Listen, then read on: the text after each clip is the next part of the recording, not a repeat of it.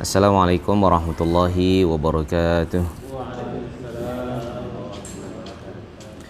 Alhamdulillah wassalatu wassalamu ala rasulillah wa ala alihi wa man tabi'ahum bi ihsanin ila yaumiddin.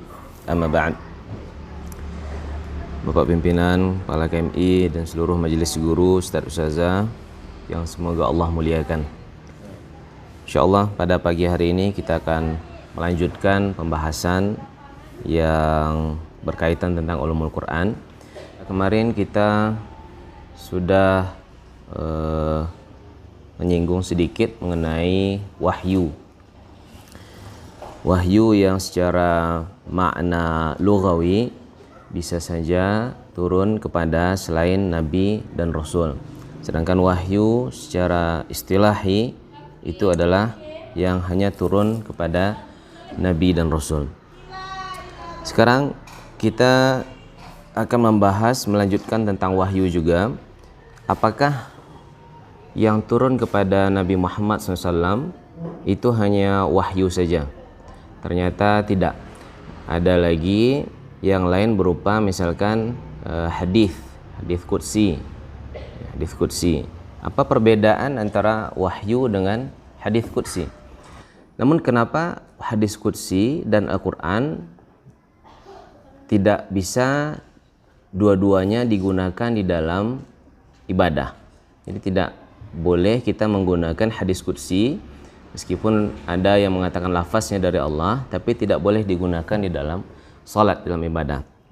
Mari kita lihat apa perbedaan antara Al-Quran, wahyu dari Allah, dan hadis qudsi. Pertama, Al-Quran dia merupakan kalam daripada Allah Subhanahu wa taala. Kemudian sementara hadis qudsi juga kalam Allah, namun dalam riwayat yang disampaikan oleh Nabi Muhammad SAW. Kemudian kalau Al-Quran, makna serta redaksinya itu berasal dari Allah Subhanahu wa taala. Sedangkan hadis qudsi maknanya daripada Allah, ini yang masyhur ya. Kemudian redaksinya daripada Nabi Muhammad SAW. Misal kita ambil contoh, ada dalam hadis qudsi itu Allah mengatakan, qala Rasulullah SAW, ana inda zanni abdi bi. Saya sesuai dengan prasangkaan setiap makhluk pada saya. Atau ada juga misalnya, ya bani Adam, lau ataitani bi qurabid dunya minal khataya ji'tani walam tusyrik bi syai'a aghfiru laka wala ubali. Atau dalam maknanya, wahai anak Adam, kalau engkau datang kepadaku nanti di hari kiamat dengan dosa yang penuh sepenuh dunia ini, dan dengan syarat tidak ada mensekutukan aku, mensyirikkan aku dengan segala sesuatu, aku akan mengampuni semua dosa itu wala ubali, dan aku tidak mempedulikan berapapun banyak dosa. Ini contoh dari pada hadis qudsi. Kemudian kalau Al-Quran, dia riwayatnya mutawatir, pasti mutawatir. Al-Quran riwayatnya pasti mutawatir. Sementara hadis qudsi ada yang riwayatnya mutawatir, ada yang riwayatnya masyhur, dan lain-lain. Ya, kalau Al-Quran itu pasti mutawatir. Kemudian Al-Quran membacanya merupakan ibadah dan bisa digunakan dalam ibadah, dalam sholat. Nah, di sini dia letaknya perbedaan. Kalau hadis qudsi dia tidak boleh dibaca di dalam salat. Jadi dalam salat itu yang dibaca hanyalah Al-Quran saja. Sementara yang lain misalkan subhana rabbiyal a'la, subhana rabbiyal azim, itu dibaca dengan ma'thur. Ya, ada contoh yang diberikan oleh Nabi Muhammad SAW. Sementara ayat-ayat Al-Quran itu hanya boleh dibaca ketika salat, dan hadis qudsi tidak boleh dibaca ketika salat. Jadi bagaimana membedakan Al-Quran dengan hadis qudsi? Yang perlu kita pahami secara baik, Al-Quran itu dia sudah final ditulis ketika Nabi Muhammad SAW masih hidup. Jadi ada proses validasi terhadap Al-Quran dimulai dari surat yang pertama sampai surat yang terakhir. Bedanya, sekali lagi ini bukan kita ingin menginikan kitab suci yang lain. Bedanya kalau kitab suci yang lain itu ditulisnya setelah Nabi tersebut meninggal. Misalkan Taurah ditulisnya setelah Nabi Musa meninggal.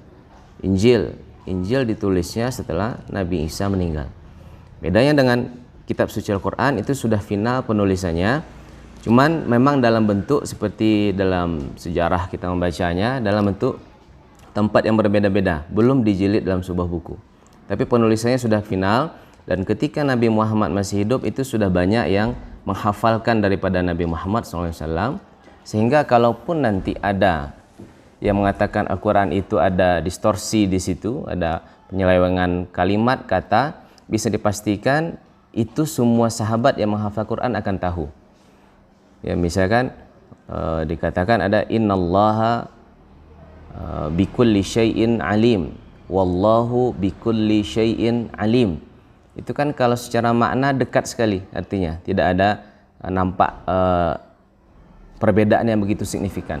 Namun ketika ini dibacakan pada satu ayat tertentu dan bunyinya sebetulnya adalah wallahu dan dibaca innallaha, maka semua sahabat bisa mengetahui di situ ada terjadi kesalahan dalam membaca. Jadi baik kesalahan tersebut dilakukan secara tidak sengaja ketika membacanya, ataupun akan dilakukan pemalsuan terhadap Al-Quran, itu dijamin insya Allah tidak akan pernah terjadi. Ini perbedaan antara kitab suci Al-Quran dengan wahyu-wahyu yang lain. Kalau wahyu-wahyu yang lain, entahlah kalau sudah ada penemuan yang valid tentang bahasa aslinya, tapi yang kami tahu sampai sekarang bahasa asli dari Taurah itu belum ditemukan. Nas asli yang bagaimana Al-Quran, bagaimana Taurah itu diturunkan kepada Nabi Musa, itu nas aslinya belum ditemukan. Yang banyak sekarang bertebaran hanyalah terjemahannya saja, termasuk Injil, terjemahan ke dalam bahasa Indonesia, ke dalam bahasa Inggris misalkan begitu. Tapi nas asli dari Injil itu sendiri sampai sekarang belum ditemukan. Kemudian berkaitan tentang kitab suci, ya, kita rincikan sedikit lagi. Kitab suci itu diturunkan kepada seluruh nabi dan rasul. Namun ternyata ada menarik, kitab suci yang kita kenal masyhur itu ada 4 kitab samawi namanya. Ada Al-Quran kepada Nabi Muhammad, ada Zabur pada Nabi Daud, ada Taurah pada Nabi Musa, ada Injil pada Nabi Isa. Namun ternyata selain Al-Quran, selain kitab, itu ada suhuf-suhuf namanya. Ya, seperti dalam surah Al-A'la kita baca suhufi Ibrahim wa Musa. Jadi para nabi-nabi itu tidak semuanya menerima kitab. Namun semua nabi-nabi itu memiliki suhuf. Nabi Adam misalkan ada suhufnya. Ya, sampai Nabi Nuh ada suhufnya. Nah, Nabi Musa itu ada suhuf juga, ada kitab juga. Kemudian apa fungsi Al-Quran jadinya terhadap kitab-kitab yang sudah diturunkan sebelumnya? Pertama, Al-Quran itu dia sebagai musaddiq, sebagai pembenar. Musaddiqan lima baina yadayya minat Taurati wal Injil. Dia membenarkan kitab-kitab yang memang sudah diturunkan kepada nabi-nabi sebelumnya. Namun kenapa kita tidak melaksanakan syariat yang ada pada kitab-kitab sebelumnya, padahal Al-Quran sendiri sudah membenarkan? Nah, itu dia kembali kepada topik pertama tadi. Karena kalau Al-Quran dia orisinil, sejak pertama turun kita tahu bahasanya sampai sekarang, dan itu tidak bisa diselewengkan dan masih berlaku tantangan itu sampai kapanpun. Kalau ada yang bisa mengubah Al-Quran, mendatangkan semisal Al-Quran, masa masih berlaku, namun tidak ada yang bisa melakukannya. Tapi kalau kitab sebelumnya, karena sudah ada terjadi penyelewengan, pengubahan, dan distorsi di situ, maka kita hanya beriman saja tapi tidak mengamalkan dengan kitab itu. Kemudian fungsi kedua, dia sebagai muakkid atau menguatkan. Apa saja yang dikuatkan? Menguatkan beberapa syariat yang ada. Jadi misalkan kita mengetahui ada syariat tauhid, mengesahkan Allah, itu semuanya sama, semua kitab, semua ajaran Nabi dan Rasul itu sama. Kemudian syariat misalkan puasa, bukan umat Nabi Muhammad saja yang melakukan puasa. Dalam ayat Al-Quran Allah mengatakan, kutiba alaikumus shiyam kama kutiba alal ladzina min qablikum. Sebagaimana diwajibkan juga pada umat-umat sebelum kalian. Nah, ini bukti bahwasanya Al-Quran menguatkan syariat-syariat yang ada sebelumnya. Hanya saja mungkin caranya berbeda. Misalkan kita mengetahui Nabi Daud dengan umatnya itu puasanya sehari puasa sehari tidak, sehari puasa, sehari tidak. Ini kalau diterapkan ke umat Nabi Muhammad SAW mungkin sangat letih juga kita. Sedangkan 1 bulan full saja, kemudian 11 bulan boleh kita berbuka, itu masih ada juga banyak yang tidak melakukan atau mengeluh. Kemudian misalkan syariat salat, ya, salat Nabi Muhammad melakukan dan para al-anbiya sebelumnya juga melakukan. Ya, buktinya ketika Nabi Muhammad SAW diangkat oleh Allah ke Sidratul Muntaha untuk menerima syariat salat yang diwajibkan kepada umat Islam, Nabi Muhammad pernah berhenti pada 1 lapisan langit, kemudian beliau menjadi imam di situ. Makmumnya siapa? Para al-anbiya, para nabi. Buktinya mereka juga melakukan salat. Kemudian fungsi ketiga dari Al-Quran itu mukammil. Mukammil artinya menyempurnakan daripada syariat-syariat.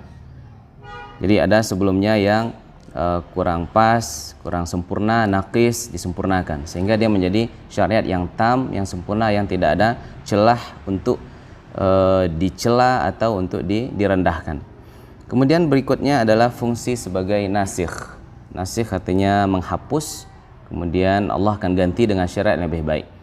Manansakh min ayatin aw nunsiha na'ti bi khairin minha aw mithliha. Pada umat sebelumnya misalkan ada pensyariatan yang dihapus di dalam Al-Quran. Misalkan zaman dahulu, zaman Nabi Musa misalnya, kita ambil contoh, kalau orang melakukan dosa yang besar kemudian dia ingin bertaubat daripada dosa itu, apa yang harus dilakukan dalam bentuk mengungkapkan taubatnya? Mereka harus melakukan bunuh diri. Mereka harus bunuh diri, dengan begitu maka dosa-dosanya akan diampuni oleh Allah. Dan itu tidak di syariat kita, justru itu malah haram, tidak boleh melakukan bunuh diri. Faqtulu anfusakum dzalikum khairun lakum 'inda bari'ikum fataba 'alaikum. Ya, maka bunuhlah diri kalian, dan itulah yang terbaik menurut Allah. Maka kalau kalian lakukan itu, maka Allah akan mengampuni dosa kalian. Ini pada Bani Israel. Kemudian dinasikh itu oleh Al-Quran dan diberikan tata cara yang baru untuk bertaubat. Kemudian berikutnya mungkin yang terakhir itu sebagai mujaddid, ya, mujaddid atau memperbaharui beberapa syariat sebelumnya, tidak dihapus, tidak diubah, tapi diperbaharui. Baik, saudara semuanya, jadi Al-Quran itu dia merupakan kalam Allah. Sekali lagi, dia kalam Allah, tidak ada sedikit pun campur tangan Nabi Muhammad SAW untuk merubah dari kalam Allah menjadi kalam beliau. Jadi kalau ada yang mengatakan itu hanya bisikan Nabi, itu hanya Nabi mengetahui sesuatu kemudian Nabi menyampaikan, ini sebenarnya sangat mudah sekali untuk kita menjawabnya, dan itu tidak mungkin. Bagaimana tidak mungkin? Kita mengetahui, dan seluruh orang Arab yang hidup di zaman itu mengetahui Nabi itu adalah ummi, tidak bisa baca, tidak bisa tulis. Jadi bagaimana Nabi bisa mendapatkan informasi yang baru yang sama sekali belum diketahui oleh orang Arab Quraisy ketika itu, kemudian lahir dalam bentuk penyampaian yang luar biasa, yang penuh dengan tantangan dan tidak bisa dikalahkan. Salah satu mungkin bukti umminya Nabi Muhammad SAW, dan ini riwayatnya sangat masyhur, yaitu ketika perjanjian dengan Suhail kalau tidak salah, dari golongan Quraisy. Ini sebelum beliau masuk pada Islam, yaitu perjanjian antara Nabi Muhammad dengan kelompok kafir Quraisy. Ketika itu ada hadza ma ittafaqa alaihi Muhammad sallallahu alaihi Muhammad Rasulullah wa Suhail gitu. Kemudian diminta oleh kelompok sebelah, kalau kami yakin kamu ini Rasulullah, kami tidak akan memerangi kamu, maka tolong hapus kalimat Rasulullah. Kemudian yang menulis ketika itu bukanlah Nabi Muhammad, yang menulis ketika itu adalah Ali bin Abi Thalib. Diminta oleh Nabi Muhammad pada Ali, ya Ali, hapus kalimat Rasulullah, tulis saja hadza ma ittafaqa alaihi Muhammad bin Abdullah wa Suhail. Apa jawaban Ali? Wallahi la amsah, saya tidak mau menghapus karena memang saya meyakini engkau adalah Rasulullah. Kemudian Nabi memberikan isyarat kepada Ali, tolong tunjukkan di mana posisi kalimat Rasulullah. Ketika itu Nabi membasahi tangan beliau dengan air liurnya dan dihapus pada kalimat yang ditunjukkan oleh Ali bin Abi Thalib radhiyallahu anhu. Ini bukti bahasanya Rasulullah tidak membaca dan tidak menulis. Jadi mustahil mendapatkan informasi baik dari kitab apapun, buku apapun, sehingga bisa mengeluarkan ayat-ayat Al-Quran. Kemudian Al-Quran itu sifatnya tauqifi. Maksud tauqifi ini adalah dia given, dia diberikan, dia diwahyukan. Jadi tidak ada informasi yang lain selain daripada wahyu dan firman daripada Allah Subhanahu wa taala. Tidak ada campur tangan makhluk. Bahkan sebelumnya kita sampaikan, Jibril pun tidak punya andil di situ. Jibril Ar-Ruhul Amin yang terpercaya hanya menerima daripada Allah, kemudian disampaikan sesuai dengan urutan hurufnya, huruf per huruf disampaikan pada Rasulullah SAW. Kemudian Al-Quran dijaga keasliannya oleh Allah. Ya, meskipun melibatkan manusia, melibatkan kehadiran manusia dengan cara ada penghafal segala macamnya, tapi Allah yang menjaminnya. Meskipun penghafal semuanya mati, menghafal semuanya hilang, kalau Allah sudah mengatakan inna nahnu nazzalna dzikra wa inna lahu lahafizun, maka Allah akan selalu menjaganya, tidak akan bisa hilang Al-Quran itu kecuali Allah sendiri yang akan menghilangkannya. Kemudian bahasa aslinya tidak ditinggalkan, ya, termasuk dalam penulisan penulisan ilmiah pun tidak pernah ditinggalkan. Kalau kita menulis yang sumbernya daripada Al-Quran harus dituliskan dalam teks aslinya. Kalau tidak, kami yakin dosen manapun itu akan menolak karena hanya membuat terjemahannya saja. Karena kita perlu merujuk kepada teks asli daripada Al-Quran itu. Mudah-mudahan Allah berkahi kita dalam Al-Quran. Allahumma inna nas'aluka bi asma'ikal husna wa sifatikal ulya an taj'ala al-Qur'ana al-'azima rabi'a qulubina wa nura sudurina wa jalaa'a ahzanina wa dhahaba ghumumina wa humumina wa la ilan nari masirana bi rahmatika ya arhamar rahimin. Demikian, terima kasih atas perhatian dan mohon maaf atas segala kekhilafan dan kekurangan. Assalamualaikum warahmatullahi wabarakatuh.